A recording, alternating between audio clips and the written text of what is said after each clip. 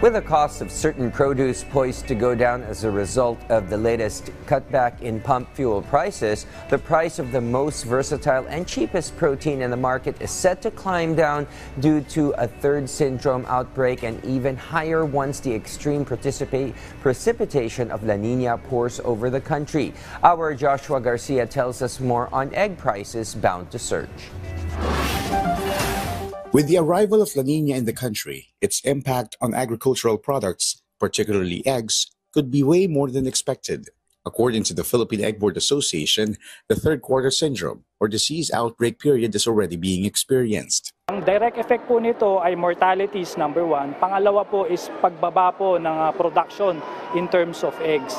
As a result, the price of eggs could climb in the coming months due to shifting weather conditions. Nag-start na yung pagtaas sa last month pa to, no? Baka ito po ay magdire-diretso until the holiday season towards December na. The Department of Agriculture urges traders and retailers not to take advantage of prices but rather coordinate with their agency. From the Department of Agriculture, titingnan natin na huwag naman yung mag-take advantage yung mga traders natin dahil dapat magtulungan tayo. Kung magtataas naman, maapektuhan naman yung mga consumers. So balansehin natin. And the Department of Agriculture very much willing na makipag-dialogue or kung ano mga pwede naming interventions na gagawin dito. The department is also monitoring the record high prices of chicken, which have reached 250 pesos thereabouts per kilo.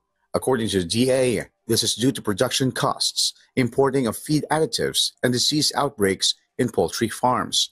In response, the agency assures it is in continuous coordination with local producers to provide the necessary support through various DA programs. Kami continuous ang dialogue namin at tinatanong namin kung ano mga gusto nilang programa para may tulong namin para makarebound sila, para matulungan naman. At nandito ang Department of Agriculture, nandiyan ang ating secretary na handa naman tumulong kahit ng mga pangangailangan ng ating mga nasa poultry and layers industry. The Agriculture Department added that in addition to monitoring, it is also scrutinizing agricultural imports to ensure prices remain affordable.